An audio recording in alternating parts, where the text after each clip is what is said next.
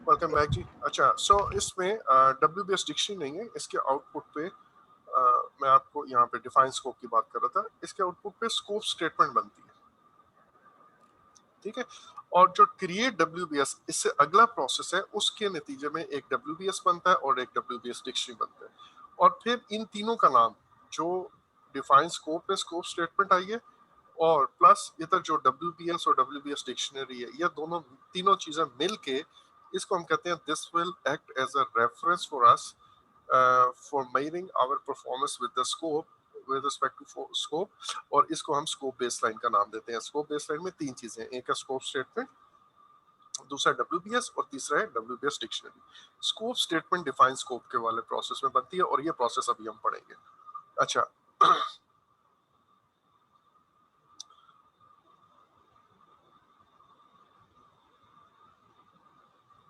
Right, sorry. इस process के अंदर हमें इनपुट पे क्या कुछ चाहिए होगा। पहली बात, मुझे अपना प्रोजेक्ट चार्टर चाहिए, क्योंकि मेरे चार्टर के अंदर मेरा हाई लेवल स्कोप लिखा हुआ है। तो स्कोप स्टेटमेंट बनाने के लिए अब मेरे पास रिक्वायरमेंट्स भी हैं और मैं चार्टर भी अपना सामने रखूंगा, सो दैट अगर मुझे समझ ना आए कि यार ये रिक्वायरमेंट क्यों लिखी हुई है, तो मैं उसे रिलेट कर सकूं चार्टर के अंदर से। दूसरी बात, मैं एक दोबारा काउंटर चेक कर लूं कि यार कोई चीज चार्टर के अंदर ऐसी तो नहीं है जो मिस हुई हुई हो और मेरी रिक्वायरमेंट डॉक्यूमेंटेशन के अंदर ना लिखी हुई हो। सो आई वुड लाइक कि एक दफा चार्टर को रिव्यू जरूर कर लूं।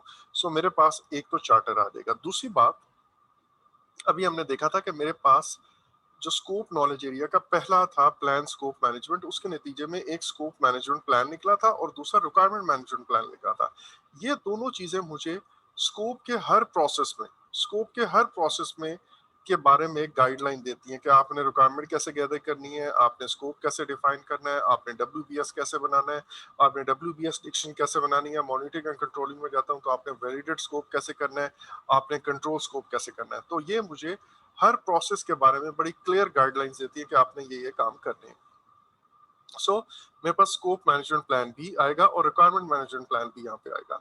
अच्छा, दूसरी चीज इसके अंदर है रिक्वायरमेंट डॉक्यूमेंटेशन। जो अभी अभी हमने रिक्वायरमेंट डॉक्यूमेंटेशन बनाई है, उसी उसी को तो सामने रख के मैंने अपना स्कोप डिफाइन करना है। और आपको याद है कि स्कोप के अंदर दो स्कोप हैं। कौन कौन से स्कोप है, can anybody tell me? Project scope, product scope. Product scope, basically जब मैं प्रोजेक्ट स्कोप कहता हूं तो उसके अंदर प्रोडक्ट स्कोप इंक्लूडेड है। तो एक प्रोडक्ट का स्कोप है, प्लस जो प्रोजेक्ट मैनेज करने के लिए मुझे जो काम करने हैं वो भी स्कोप का हिस्सा बन जाते हैं, सिर्फ प्रोडक्ट बनाने के लिए नहीं।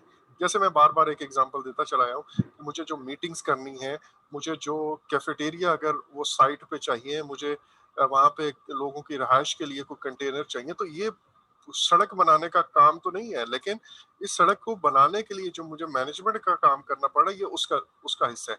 तो ये भी मेरे प्रोजेक्ट स्कोप के अंदर शामिल होगा।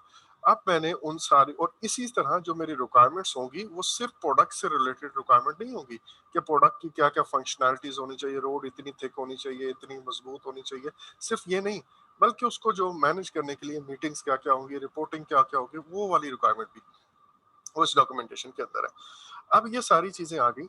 अजम्पशन लॉग मेरा इनिशिएटिंग के अंदर बना था। अब जो मैं बात बताने लग रहा हूँ, ये दो इनपुट यहाँ पे लिखे हुए हैं, एक लिखा हुआ है अजम्पशन लॉग और दूसरा लिखा हुआ है रिस्क रजिस्टर। अच्छा, अजम्पशन लॉग के बारे में और रिस्क रजिस्टर के बारे में आपने लाजमी एक चीज याद रखनी है, और एक और है वो आगे आएगा, वो मैं लिख रहा हूँ लेसन लर्न रजिस्टर। ठीक है जी। ये रजिस्टर्स ऐसे हैं जो ऑलमोस्ट हर प्रोसेस के इनपुट पे लिखे जरूर होते हैं, लाजमी लिखे होते हैं।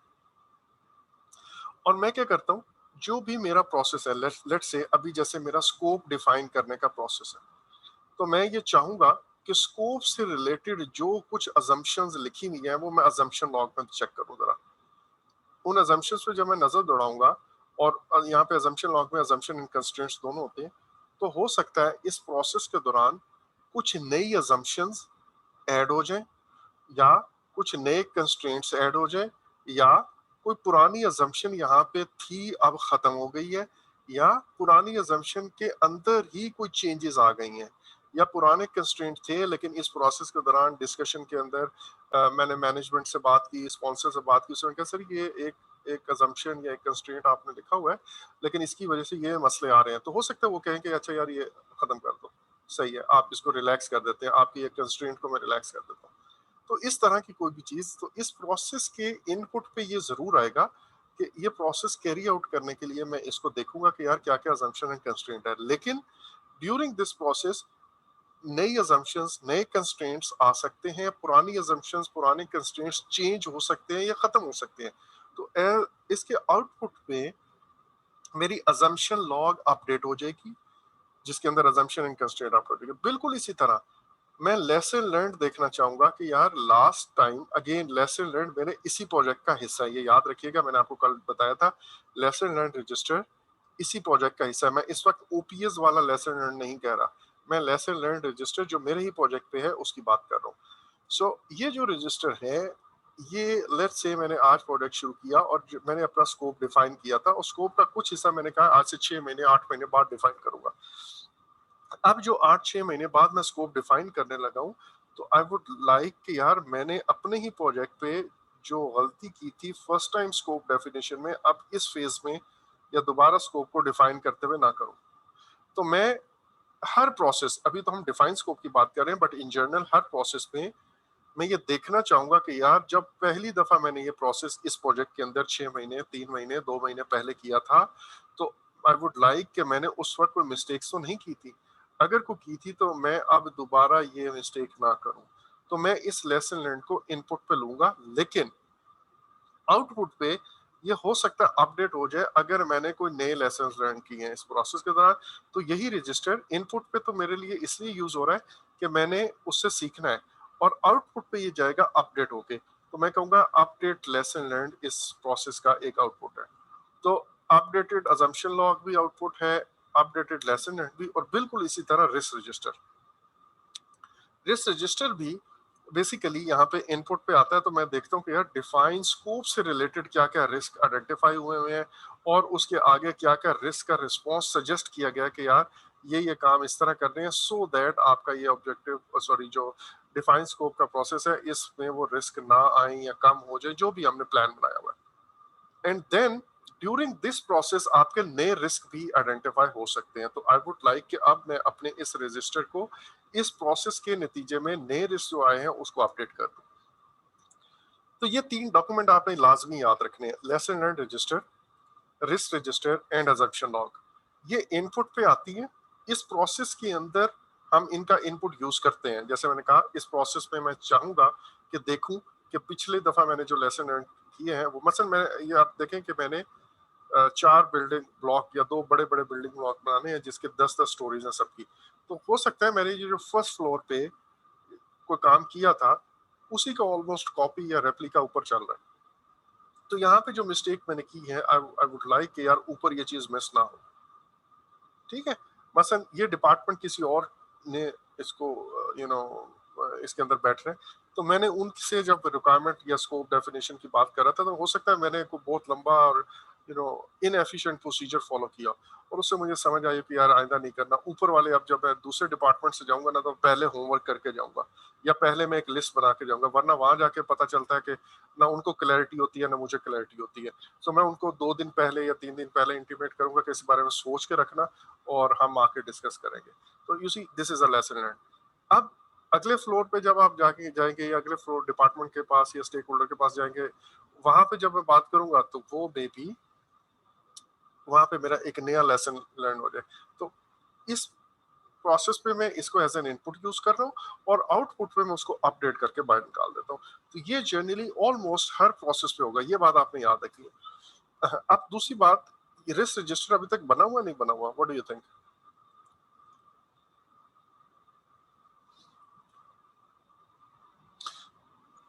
प्रीलिमिनरी रिस्क्स, वो हाई लेवल रिस्क वो थे मेरे पास चार्टर के अंदर, करेक्ट? अच्छा, और दूसरी बात मैंने उस वक्त आपको कहा था कि रीटा के अंदर जैसे ये लिखा हुआ है कि आप उस, जैसे हमने जो मेरा प्रोजेक्ट चार्टर है ना उसके अंदर अजम्पशंस भी लिखी होती हैं, हाई लेवल अजम्पशंस, और हाई लेवल कंस्ट्रेंट्स भी लिखे होते हैं, और हाई लेवल रिस्क भी लिखे होते हैं। बट स्टिल हम अजम्पशन लॉग अलग से भी बनाते हैं, उसमें ये वाली अजम्पशन एंड कंस्ट्रेंट भी डाल देते हैं, प्लस और भी कुछ है तो वो भी लिख देते हैं। इसी तरह इट इज पॉसिबल कि मैं अपना रिस्क रजिस्टर यहाँ पे अलग से एक वो भी बना लूँ। लेकिन अगर नहीं भी बना, तो अभी मैंने आज आपको एक चीज बताई थी, वो क्या बताई थी कि आपने ये माइंड में रखना है कि क्या ये मेरा प्रोसेस फर्स्ट टाइम हो रहा है। अगर तो फर्स्ट टाइम हो रहा है तो जाहिर है अभी तक रिस्क रजिस्टर नहीं बना। रिस्क रजिस्टर कब बनता है? आप देखिए, यहाँ पे हम काम शुरू करते हैं। इस वक्त हम ये है क्रिएट स्कोप स्टेटमेंट की बात कर रहे हैं, डिफाइन स्कोप कर रहे हैं हम यहाँ पे। ये सारे काम होंगे, ये इसके लिए आप वो लेक्चर पूरा पढ़ेंगे, फिर हम अपने रिस्क को आइडेंटिफाई करते हैं इधर जाके, और रिस्क रजिस्टर जनरली यहाँ पे बनता है। ठीक है, अब ये जो रिस्क रजिस्टर बनेगा, और फिर ये काम करते करते आपको पता है बहुत सारी आइटरेशंस होंगी, एंड फाइनली मेरा प्रोजेक्ट मैनेजमेंट प्लान फाइनल हो जाएगा और मैं प्रोजेक्ट एग्जीक्यूटिंग में चला जाऊंगा। अब जब मैं एग्जीक्यूटिंग में जाता हूँ तो 6 महीने बाद, 8 महीने बाद, आफ्टर सम टाइम, मैंने अपने स्कोप के अंदर जैसे कहा था कि कुछ नई रिक्वायरमेंट्स आती हैं। अब जो नई रिक्वायरमेंट आएंगी तो मैं उन रिक्वायरमेंट को ऐड करूंगा अपनी रिक्वायरमेंट डॉक्यूमेंटेशन में, अपने रिक्वायरमेंट ट्रेसेबिलिटी मैट्रिक्स में ऑब्वियसली। फिर मैं देखूंगा कि ये जो रिक्वायरमेंट्स आई हैं खुद करनी है या बाहर से होंगी। बाकी चीजें मेरी फाइनल हो चुकी है, काम भी शुरू हो चुका है, लेकिन ये जो सिर्फ एडिशनल रिक्वायरमेंट आई है, और फिर मैं इनको भी अपने स्कोप स्टेटमेंट में दोबारा से ऐड करूंगा। अब जब मैं ऐड कर रहा हूँ तो उस वक्त तो मेरे प्रोजेक्ट को स्टार्ट हुए 6 महीने हो चुके होंगे। उस वक्त ऑब्वियसली ये रिस्क रजिस्टर बहुत लंबा बन चुका होगा, क्योंकि 6 महीने में पता नहीं रिस्क कितने कितने आइडेंटिफाई आप कर चुके होंगे। ठीक है, सो आपने ये लाजमी माइंड में रखना है कि ये जो इनपुट लिखे हुए होते हैं जितने भी, वो इनपुट फर्स्ट टाइम की बात हो रही है। आप ये सोचें कि यार ये फर्स्ट टाइम अभी तक तो बना ही नहीं है, तो फिर ये क्या मतलब है? तो इसका मतलब यही होगा कि वो बाद में during the course of project है। इसलिए मैं आपको वो एम्फोसाइज करता हूँ कि ये वाले प्लानिंग के और जितने भी प्रोसेसेस हैं, वो वाले लेक्चर आपने बहुत अच्छे से सुनने हैं, 2-3 दफा सुन के नोट्स बनाए और 100% क्लियर हो जाए इस पे। अच्छा जी, और जैसे मैंने अभी ये बात कर दी, आपको मैंने एक्सप्लेन कर दिया कि जो प्लानिंग है वो आइटरेटिव है, और आप वक्त के साथ साथ चीजें आपकी इसके अंदर ऐड होती चली जाती है, और स्कोप डेफिनेशन भी ऑब्वियसली इन्हीं आइटरेशन का नतीजा आती है। मसलन अब मैं आपको एक चीज बताऊं, जैसे ही अभी हमारा प्रोजेक्ट मैनेजमेंट प्लान फाइनल नहीं हुआ और हमने कुछ स्कोप बनाया, उसको हमने WBS बनाया, एक्टिविटीज बनाई और सारा कुछ करके रिस्क आइडेंटिफाई किया, और जैसे मैंने आपको एक एग्जांपल दी, यार एक रिस्क था कि बारिश के अंदर मशीनरी जो है 3 साल में पता नहीं क्या हो जाएगी, मटेरियल जो है हमारा वो खराब हो जाएगा बारिश अगर हो गई तो, इस तरह की चीजें, और चोरी का भी अंदेशा है। तो मैं कहता हूँ कि यार हम यूँ करते हैं कि अपना ये मेरे वो कंटेनर है जहाँ पे लोगों ने सोना है, मेरी टीम ऑन साइट वहाँ पे सोएगी, ये मेरा एक कंटेनर है, और इस कंटेनर को मैं इसके साथ मिला देता हूँ, ये मेरे ऑफिसेज बन जाएंगे डे टाइम में, और यहाँ पे एक हम कैंटीन कैफेटेरिया वो बना लेंगे, यहाँ पे एक शेड लगा देंगे, और इसी पे अपनी मशीनरी काम के बाद पार्क कर लेंगे, इसी के अंदर अपना मटेरियल अनलोड कर देंगे, तो यहाँ पे एक बैरियर जो है वो काफी होगा। सो हम अब देखें कि ये हमारे प्रोजेक्ट के स्कोप के अंदर शामिल हो गया। पहले ये नहीं था इस तरह, लेकिन अब ये शेड वाला इजाफा हुआ है because of this risk response plan. तो अब जैसे ये इजाफा होगा तो ये रिक्वायरमेंट में फिर इजाफा हो जाएगा, उसकी वजह से फिर स्कोप दोबारा चेंज होगा। सो इस तरह मेरा स्कोप बार बार चेंज होता रहेगा जब फर्स्ट टाइम अभी लॉक नहीं हुआ, और फिर जब फाइनल हो जाएगा, वो जो हमने प्रोसीजर पूरा प्लानिंग का पढ़ा वो फाइनल हो जाएगा, तो फिर यहाँ से जो मेरी स्कोप स्टेटमेंट होगी ये बेस लाइन का हिस्सा बन जाएगी। अच्छा, फिर ये दोबारा अगर आइटरेट होता है, जैसे मैंने कहा 6 महीने, 5 महीने, 2 महीने, 8 महीने, 10 महीने बाद प्रोजेक्ट के अंदर, तो फिर ये दोबारा से स्कोप रिफाइन भी हो जाता है। बाज दफा आपको लगता है कि यार जैसे ये सेंटोरस इस्लामाबाद के अंदर एक और भी, आपको याद है कि एक और भी मैप, इनिशियल मैप के अंदर बिल्डिंग थी, वो अब नहीं है वहां पे। ठीक है, सो वो स्कोप कट हो गया बिकॉज ऑफ सम रीजंस। अब इसका मतलब उनकी फिर स्कोप स्टेटमेंट रिवाइज हुई होगी। सो डिफाइन स्कोप का प्रोसेस आइटरेटिव है, ये आपको ऑलरेडी पता है। लेकिन इस सारे प्रोसेस के नतीजे में हमारा मकसद ये है कि हमें बिल्कुल क्लियर हो कि हमारे स्कोप के अंदर क्या क्या चीजें शामिल हैं और क्या क्या चीजें शामिल नहीं हैं। दोनों चीजें, इसको हम कहते हैं inclusions and exclusions. What is and what is not our scope, what is and what is not, that means inclusion and exclusion। इसको ये भी कहते हैं, कुछ कहते हैं कि in scope and out scope. ठीक है जी। अच्छा, इसके लिए मैंने आपको एक स्कोप स्टेटमेंट जो है ना वो शेयर की थी कल DHA फेज 5 की। अगेन दैट वो एक थ्योरेटिकल स्कोप स्टेटमेंट बनी हुई है, नॉट रियल स्टेटमेंट, बट आप उसको देखिएगा, ये जो what is in, what is out, in scope, out scope, ये क्या कहानी है, उससे आपको बड़ा क्लियर हो जाएगा कि यार अच्छा स्कोप जब हम लिखते हैं या स्कोप स्टेटमेंट बनाते हैं, सॉरी, उसके अंदर क्या क्या होता है और क्या क्या चीजें करना शामिल है और उसका एडवांटेज क्या होगा। बट एज अ रिजल्ट हमें जो चीज मिलेगी वो एक एग्रीड अपॉन स्कोप मिलेगा, और उस बेस पे जब मैं कोई स्केजुअल और बजट बनाऊंगा तो ऑब्वियसली वो रियलिस्टिक होगा। अच्छा, अब एक और बात वो ये कि जैसे हमें बार बार हम देखते आ रहे हैं कि यार जब मेरी चेंज ड्रिवन एनवायरनमेंट होती है, प्लान ड्रिवन नहीं चेंज ड्रिवन, जिसमें हम थोड़ी थोड़ी आइटरेशंस के अंदर चीज़ों को प्लान करते हैं, उस केस में भी एक हायर लेवल स्कोप जरूर बनेगा शुरू में प्रोजेक्ट का, जिसको आप प्रोजेक्ट लॉग कहते हो। कुछ क्लैरिटी, कुछ बाउंड्री प्रोजेक्ट की जरूर होगी। ये तो नहीं हो सकता कि कस्टमर ने मुझे कहा था कि मेरी वेबसाइट बना दे और अब वो साथ में ना 15 चीजें और भी अटैच कर देगा, ऐसा नहीं होगा। उस वेबसाइट की कोई ब्रॉडर बाउंड्री जरूर होगी और इस हद तक स्कोप यहाँ पे भी डिफाइन होगा। हाँ, उस स्कोप के अंदर डिटेल्स क्या है वो ऑब्वियसली हम वक्त के साथ साथ हर आइटरेशन में प्लान करेंगे, लेकिन उसकी बाउंड्रीज वो यहाँ पे स्कोप स्टेटमेंट में डिफाइन हो जाएगी, चाहे वो चेंज ड्रिवन या जिसको हम एजाइल या अडेप्टिव मेथड कह रहे थे वो ही क्यों ना हो। डिफाइन स्कोप के अंदर अगर आप देखें तो इनपुट्स क्या क्या है, चार्टर है, सॉरी, प्रोजेक्ट चार्टर है, और प्रोजेक्ट मैनेजमेंट प्लान के अंदर से सिर्फ एक प्लान जिसको हम स्कोप मैनेजमेंट प्लान कह रहे हैं। Scope management plan scope knowledge area का पहला प्रोसेस का आउटपुट है, और ये प्लान, आपको मैं बार बार कह रहा हूँ, ये प्लान मुझे क्या बताता है कि मेरे स्कोप के अंदर जितने भी बाकी प्रोसेसेस हैं वो कैसे करने हैं, and define scope is one of the processes of scope management knowledge area. तो ये स्कोप प्लान, मुझे स्कोप मैनेजमेंट प्लान ये बताएगा कि मुझे अपना स्कोप डिफाइन कैसे करना है, तो इसलिए इसका इनपुट पे होना लाजमी है।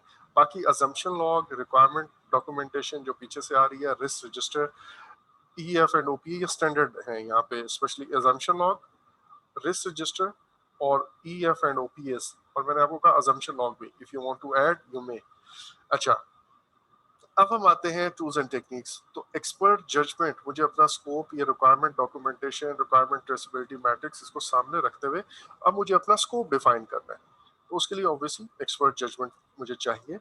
फिर एक काम को करने के लिए, लाइक ये रिक्वायरमेंट्स तो आ गई हैं, मल्टीपल रिक्वायरमेंट्स आ गई हैं, अब मुझे ये रिक्वायरमेंट को फुलफिल करने के 2 या 3 तरीके हैं। अब वो 2 या 3 तरीके हैं, मैंने कौन से वाला, मुझे सूट क्या करता है, ये बेसिकली लिंक्ड है एक बात से, और वो बात क्या है, वो बात है कि मुझे जो मेरा बजट और स्केजुअल है ना, यानी कि जो मेरे कंस्ट्रेंट्स हैं वो क्या कहते हैं। लाइक अभी हमने एक एग्जांपल दी कि एक रिक्वायरमेंट आई कि वहां पे आपको लिविंग के बंक्स बनाने हैं, हमने कहा कंटेनर में बन जाएंगे, ठीक है। फिर वहां पे एक रिक्वायरमेंट आई जी कि आपने कैंटीन बनानी है, हमने कहा ठीक है जी बना देंगे। वहां पे एक मोबाइल ऑफिस टाइप चीज बनानी है, ठीक है जी बना देंगे। वहां पे एक रिक्वायरमेंट आई जो कि रिस्क रिस्पॉन्स प्लान के नतीजे में आई कि आपने एक शेड बनाना है जिसमें गाड़ियां व्हीकल्स पार्क होंगे, हमने कहा ठीक है।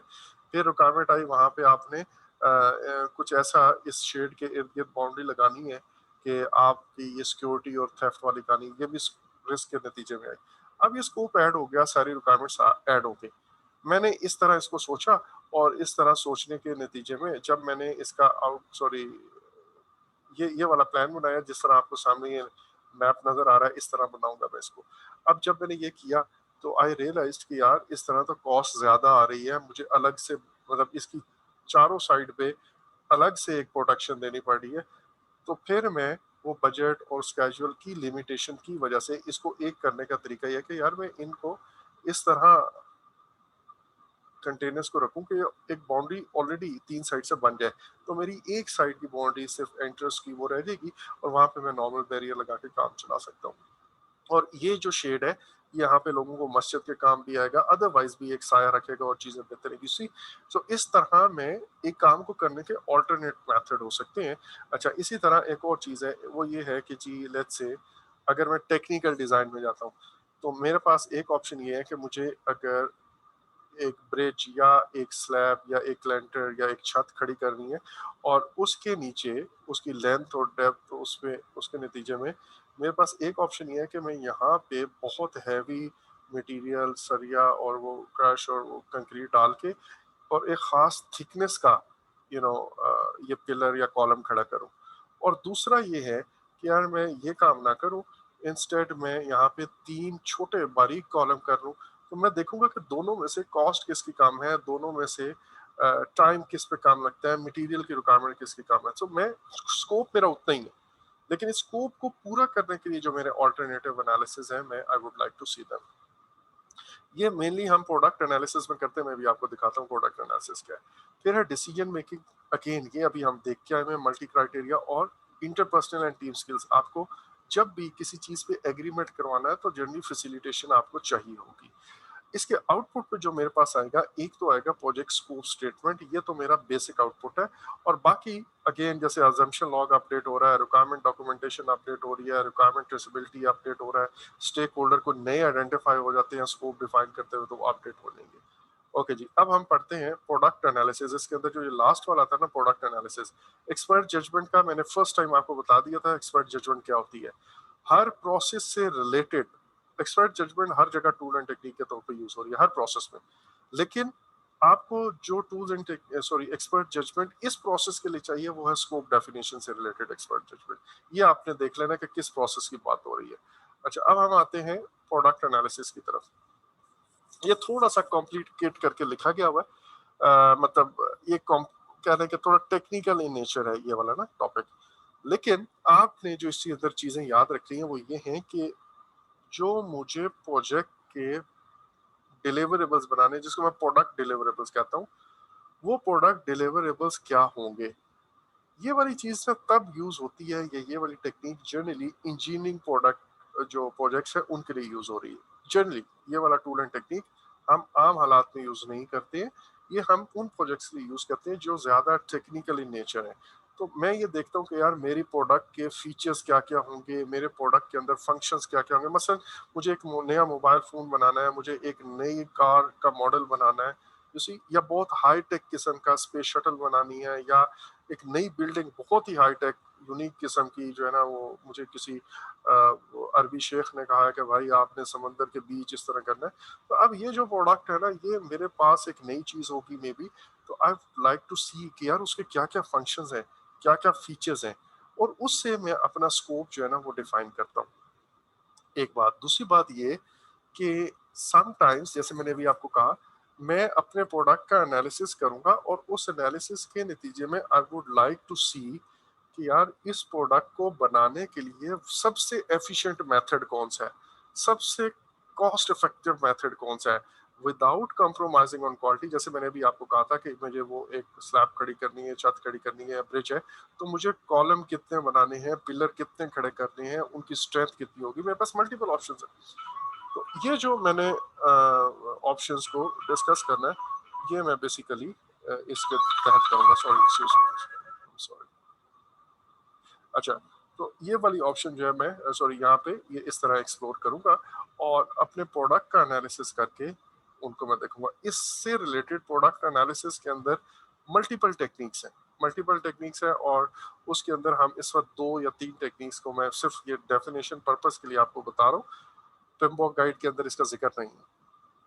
अच्छा, एक को हम कहते हैं सिस्टम इंजीनियरिंग, मतलब पिम्बॉक गाइड में सिर्फ नाम लिखा हुआ है। एक को हम कहते हैं सिस्टम इंजीनियरिंग। सिस्टम इंजीनियरिंग ये है कि आप किस तरह अपना डिजाइन करेंगे जो कॉम्प्लेक्स सिस्टम है उनको बनाने के लिए, और उस डिजाइन के अंदर ना सिर्फ उसकी डेवलपमेंट शामिल है, बल्कि बाद की चीजें भी शामिल है कि जब ये प्रोडक्ट बन जाएगी तो उसके बाद यू नो वो कितना कॉस्ट इफेक्टिव होगा, उसकी मेंटेनेंस की कॉस्ट क्या होगी, जो थ्रू आउट उसका लाइफ साइकिल है उस प्रोडक्ट का, हम उसको देखते हुए डिजाइन करेंगे।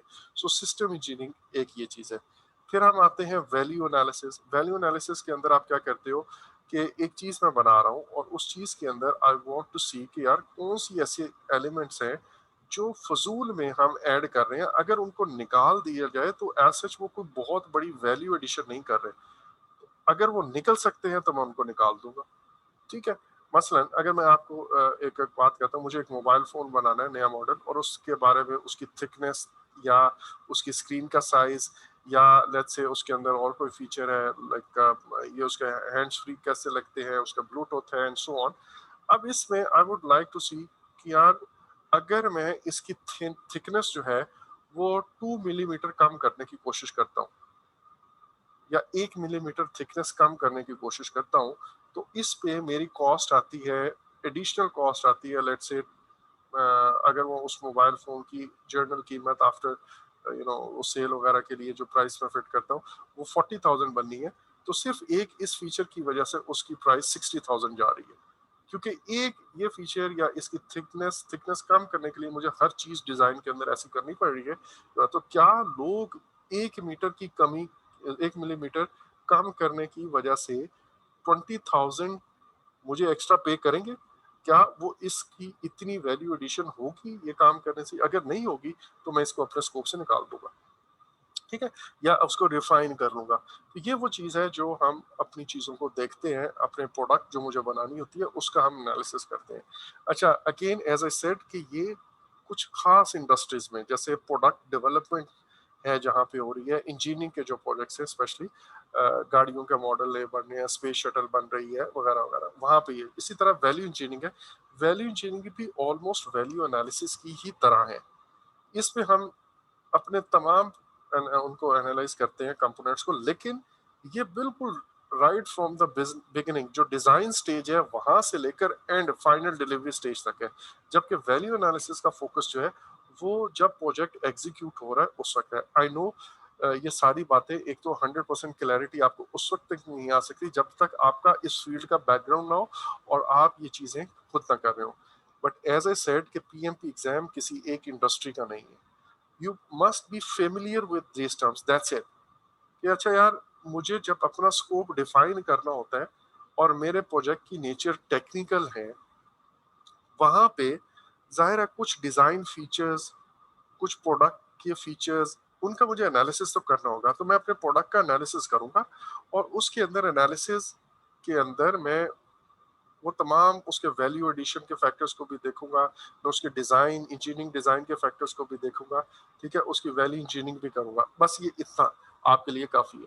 एग्जाम के अंदर ये किसी मल्टीपल ऑप्शंस में कहीं शायद हो, या वो लिखा हो कि जी you are defining your scope and during that process you are conducting the product analysis, इस तरह की बात लिखी हो, बस इतना ही, इससे ज्यादा नहीं, ठीक है। अच्छा जी, अब जो जैसे मैंने कहा एग्जाम के लिए आपके माइंड में क्या होना चाहिए, product analysis is a critical tool that allows the project manager to make sure the product and project scope are understood and accurate, और स्पेशली टेक्निकल प्रोजेक्ट्स के लिए। और एग्जाम के लिए आपको ये देखना होगा कि मुझे जो डिलीवरेबल्स बनाने हैं प्रोजेक्ट के अंदर वो उनका डिजाइन क्या होगा। हो सकता है ये रिक्वायरमेंट आपको कस्टमर दे दे, लेकिन एग्जाम के अंदर आपने देखना है कि कस्टमर, मतलब अस्यूम ये करना है कि कस्टमर ये नहीं दे रहा, बल्कि आपको डिफाइन स्कोप प्रोसेस के अंदर ये सारा काम करना पड़ रहा खुद।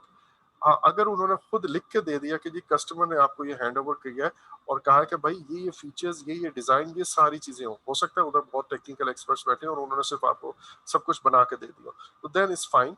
और हमारे यहाँ जनरली जो, मतलब हमारे लेवल पे लोग प्रोजेक्ट, आप लोगों का मेरा ख्याल है जो एक्सपीरियंस होगा वो इस तरह की चीज का होगा कि कस्टमर की तरफ से सारे रिक्वायरमेंट, बहुत कोई हाईटेक प्रोडक्ट डेवलपमेंट में आई डोंट थिंक कि हमारी क्लास में, इस क्लास में कोई है, अगर है तो वो अपना एक्सपीरियंस जरूर शेयर करें। अच्छा, इसके आउटपुट पे मेरे पास प्रोजेक्ट स्कोप स्टेटमेंट बन जाती है, और प्रोजेक्ट स्कोप स्टेटमेंट जैसे मैंने कहा ये क्या है, इट टेल्स यू कि हमने प्रोजेक्ट के ऊपर क्या काम करना है, वो काम प्रोडक्ट बनाने के लिए और उस काम को मैनेज करने के लिए, दोनों product scope and product scope. और दूसरी बात, what is in and what is outside the scope of this project, ये हमारे पास आ जाता है। और basically this is the time when I would like to get or obtain an approval from everyone कि भाई ये requirements हैं और ये scope है। अब आप इससे ओके हैं सब स्टेक होल्डर्स, अगर वो ओके हो जाते हैं तो फिर हम इससे आगे काम को बढ़ाते हैं। अब दोबारा से ये याद रखिएगा कि इसके अंदर प्रोजेक्ट मैनेजमेंट वाला पार्ट भी शामिल है। मसलन अगर मुझे किसी ने ये कहा हुआ है कि लेट्स से एक रिक्वायरमेंट आई थी, मैंने कल भी एक एग्जांपल दी थी कि मुझे एक हफ्ता पहले जो भी आपकी गाड़ियों की रिक्वायरमेंट है ना, वो ट्रांसपोर्ट मैनेजर ने कहा था कि एक हफ्ता पहले आपने रिक्वेजिशन जमा करानी है। तो मैं उसे इस बात पे हम एग्री कर लेते हैं, तो अब मैं उससे कंसेंट लूंगा कि सर हम प्रोजेक्ट स्कोप पे हमारा शामिल है कि हमने रिक्विजिशन शामिल करनी है, रिक्विजिशन का फॉर्म ये वाला हम यूज करेंगे, एंड आपके टेबल पे ये एक हफ्ता पहले पहुंचेगी, एक्सक्लूडिंग वर्किंग डेज और including working day, sorry leave days whatever, वो करके और मैं उससे फिर साइन ले लूंगा। तो सिर्फ ये मेरे स्कोप का हिस्सा बन जाएगा। अब ये जो चीज है, ये जो रिक्वायरमेंट है, ये प्रोडक्ट से रिलेटेड कतन नहीं है, लेकिन प्रोजेक्ट मैनेजमेंट से है। तो और इसका जो स्टेक होल्डर है वो इस पर एग्री करेगा। बाद में वो ये ना कहेगा यार आपने इससे 5 दिन पहले दिया है या 7 दिन पहले दिया, मैंने तो आपको 10 दिन पहले कहा था। ठीक है।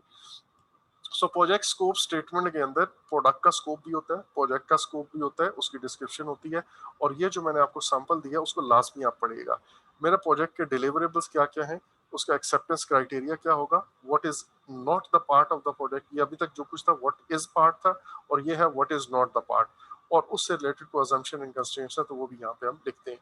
तो अगेन आई वुड रिक्वेस्ट कि आपने लाजमी वो स्कोप स्टेटमेंट पढ़नी है। अच्छा, अब जो हमने बात की कि स्कोप स्टेटमेंट बनेगी तो सही, लेकिन प्लान और चेंज ड्रिवन में क्या फर्क है। चेंज ड्रिवन के अंदर हम एक ब्रॉडर लेवल की स्कोप स्टेटमेंट जरूर बनाते हैं, एक ब्रॉडर बाउंड्री हम जरूर डिफाइन करते हैं, और फिर आहिस्ता आहिस्ता हर आइट्रेशन के अंदर उसकी डेप्थ, उसकी डिटेल्स उसके अंदर ऐड करते रहते हैं। लेकिन प्लान ड्रिवन के अंदर we plan everything right up front, और जब मैं एवरीथिंग कहता हूँ तो जाहिर है कुछ चीजें फिर भी हम रोलिंग वेव प्लानिंग के तहत छोड़ देते हैं, बट मैक्सिमम वी ट्राई कि जी हम शुरू में ही चीजों को डिफाइन कर लें। अच्छा, अब आपने कंटिन्यूसली ये भी, जैसे हमने कल के लेक्चर में बड़ा डिटेल में देखा, कि चाहे आप रिक्वायरमेंट्स ऐड कर रहे हो या कलेक्ट कर रहे हो या आप स्कोप डिफाइन कर रहे हो, बहुत सारे स्टेक होल्डर प्रोजेक्ट पे ऐसे होंगे जो जबरदस्ती means they will pressurize you कि आप ये चीज भी प्रोजेक्ट के अंदर शामिल कर लें, ये भी शामिल कर लें, ये मेरी रिक्वायरमेंट है, ये मेरी रिक्वायरमेंट है, but as an as a professional project manager आपने क्या करना है कि ये लाजमी एनालाइज करना है कि यार ये किसी की ख्वाहिश पे आपने नहीं चलना। इनफैक्ट आप ये देखेंगे कि कोई चीज आपके चार्टर के अंदर है या नहीं है। अगर वो चार्टर के अंदर है तो तभी स्कोप के अंदर शामिल होगी, चार्टर के अंदर होना लाजमी है। उसके अलावा उसका हमारा जो बिजनेस केस है उसको सपोर्ट करना लाजमी है। अगर ऐसी कोई चीज नहीं है तो डोंट इंक्लूड दिस थिंग। एक बात। दूसरी बात, आपने स्कोप, जैसे हमने कहा था रिक्वायरमेंट के अंदर हम क्लैरिटी जरूर लेंगे, और ताकि कोई हमारा स्कोप जो है ना वो मिसअंडरस्टूड ना रह जाए।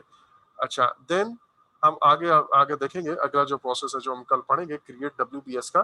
तो उस डब्ल्यूबीएस के अंदर हम देन फर्दर जो चीज है अपने स्कोप को वो ब्रेक डाउन करेंगे, और हम ये कहेंगे कि यार anything which is not part of scope statement, which is not part of WBS and WBS dictionary, that is not part of my project। और उसके बाद हम ये जो चार्टर पे बार बार चार्टर को इनपुट पे ले रहे हैं, फिर चार्टर जो है वो हम स्कोप से रिलेटेड चार्टर को कभी भी एज अ रेफरेंस इनपुट पे नहीं लेंगे।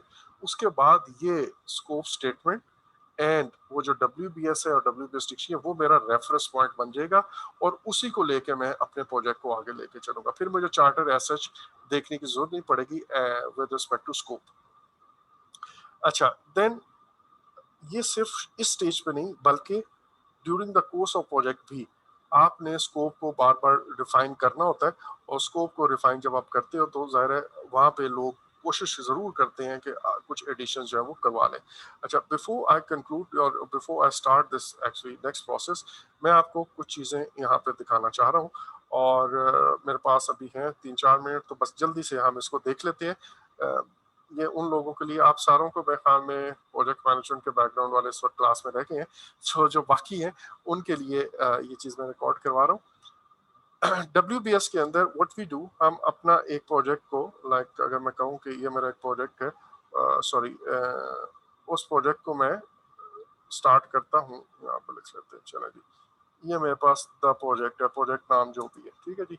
इस प्रोजेक्ट के को मैं ब्रेक डाउन करता हूँ स्मॉलर पीसेज में। लेट्स से इस प्रोजेक्ट के अंदर एक मेरे पास हिस्सा है, एक डिलीवरेबल है प्लम उसका सिविल वर्क का या लीगल वर्क का, एक मेरे पास इसके अंदर पार्ट है प्लम्बिंग का, लेट्स से एक मेरे पास, एक मैं इसका व्यू थोड़ा बड़ा कर लूँ। अब इसके अंदर मेरे पास इलेक्ट्रिकल वर्क का एक और आ गया, देन आई वुड से कि मेरे पास वुड वर्क का एक है और पेंट वर्क का एक, एंड सो ऑन। अब लेट्स से मैं फिर कहता हूँ कि जी प्लम्बिंग के अंदर मेरे पास एक चीज है जिसको मैं कह रहा हूँ पाइपिंग का, तो 2.1 ये हो गया। अच्छा, एक और मेरे पास इसका है प्लम्बिंग के नीचे ही, और उसको मैं कहता हूँ ये मेरे पास 2.2 आ गया। Then with in let's say एक फिटिंग है और एक वो है पाइपिंग, एक सॉरी। अच्छा, देन मेरे पास एक और चीज आ गई और वो विद इन पाइपिंग है, लेट्स से कोई चीज है, तो मैं उसको और ब्रेक डाउन कर लूंगा 2.1.1, और इसी के साथ पाइपिंग के अंदर कोई और दूसरा एलिमेंट है 2.2.2, और फिर पाइपिंग के अंदर कोई एक और चीज है जिसको मैं कहूँगा 2.2.3। तो इस तरह मैं अपने प्रोजेक्ट को ब्रेक डाउन करता हूँ, और ब्रेक डाउन करके इससे मुझे क्लैरिटी आ जाती है कि मेरे प्रोजेक्ट के अंदर क्या क्या शामिल है। अब एक चीज ये याद रखिएगा, ये मेरे पास रिक्वायरमेंट है और स्कोप स्टेटमेंट है, और उस स्कोप स्टेटमेंट को मैं चेंज कर रहा हूँ WBS में। यहाँ पे अगर कोई एक ऐसी चीज है, लाइक एक यहाँ पे मैंने लिखा 4.2.3, ये कोई एलिमेंट है और ये एलिमेंट पीछे किसी से लिंक नहीं कर रहा, तो इसका मतलब है ये मेरे प्रोजेक्ट का हिस्सा नहीं है। क्योंकि ये जो चीज है, ये अगर एलिमेंट इस प्रोजेक्ट का हिस्सा होता तो पीछे किसी चीज में कंट्रीब्यूट करता। लाइक अगर मैं ये कहूँ ये तीनों मिलके ये वाली चीज बना रहे हैं, और फिर ये दोनों मिलके ये वाली चीज बना रहे हैं, और फिर ये सब मिलके ये प्रोजेक्ट बन रहे हैं, तो अगर ये फ्री हैंगिंग चीज है तो ऑब्वियसली हमारे प्रोजेक्ट के स्कोप के अंदर ये चीज शामिल नहीं होगी। एक बात। दूसरी बात, हम ये भी इंश्योर करना चाहेंगे कि अगर मैं इन तीनों को रोल बैक करूं तो 2.1 पूरे का पूरा बन जाए। अगर मुझे लगता है कि यार ये काम भी कर लेता हूँ, ये काम भी कर लेता हूँ, ये भी काम कर लेता हूँ, लेकिन 2.1 पूरे का पूरा नहीं बनता, तो इसका मतलब ये है कि यहाँ पे सॉरी ये 2.1.1 है, 2.1.2 है, और ये 2.1.3 है, सॉरी। अच्छा, अगर मेरे पास ये पूरे का पूरा नहीं बनता तो इसका मतलब है दिस समथिंग मिसिंग। तो WBS बेसिकली ये इंश्योर करता है कि कोई चीज मिस ना हो जाए, नंबर 1। नंबर 2, कोई चीज एडिशनल ऐड ना हो जाए। ठीक है, तो WBS की खूबसूरती ये है, एक एक बड़ा एडवांटेज, और भी बहुत सारे एडवांटेजेस हैं, हम ये पढ़ेंगे कल, लेकिन WBS की एक एडवांटेज ये है कि मैं कोई चीज मेरी प्रोजेक्ट के अंदर मिस नहीं होती। नंबर 2, कोई चीज एडिशनल नहीं आने पाती। वाई? बिकॉज हम ये देखते हैं कि यार पीछे चीज मिलकर कोई चीज बन रही है नहीं बन रही। एक टर्म हम यूज करते हैं 100% रूल। 100% रूल का मतलब यही है कि ये सारी की सारी चीजें जब मैं ऊपर रोल अप करूं तो वो इसके अंदर या इसको बनाने के लिए काफी हो। उसके बाद जब ये दोनों चीजें मैं ऊपर रोल अप करूं तो वो इसके लिए काफी हो। इस तरह मैं सारे का सारे जो लोअर एलिमेंट्स हैं उनको जब रोल अप करता हूं तो वो पूरे का पूरा प्रोजेक्ट बनने में मददगार साबित होने चाहिए। Nothing extra, nothing less. So with this I conclude today's lesson, और कल इंशाल्लाह हम इसको इसी पॉइंट से डिफाइन स्कोप से आगे लेके चलेंगे। आप लोग सारे प्रोजेक्ट मैनेजमेंट वाले हैं? नहीं, उमर मेरे ख्याल में इस बैकग्राउंड से नहीं है, मतलब पहले से एजुकेशनल बैकग्राउंड आपका सेट नहीं हो ये वाला, but please try to watch my visual lessons. और आप लोग मुझे बता दें किसी जिस दिन आप लोग कहेंगे ना कि सर आज हमने वो चारों देख ली जो आप बार बार कहते हैं, उस दिन मैं मिठाई बांटूंगा। ठीक है, मैं आपको कहना छोड़ दूंगा। जब तक आप लोग मुझे नहीं ओके करेंगे मैं आपको बार बार कहता रहूंगा। So stay blessed. अगर कोई क्यूरी है तो आप ग्रुप में फेंक दीजिएगा, मैं इंशाल्लाह आपको आंसर कर दूंगा। ओके जी, ओके, थैंक यू। अल्लाह हाफिज। अल्लाह हाफिज। अल्लाह हाफ़िज़।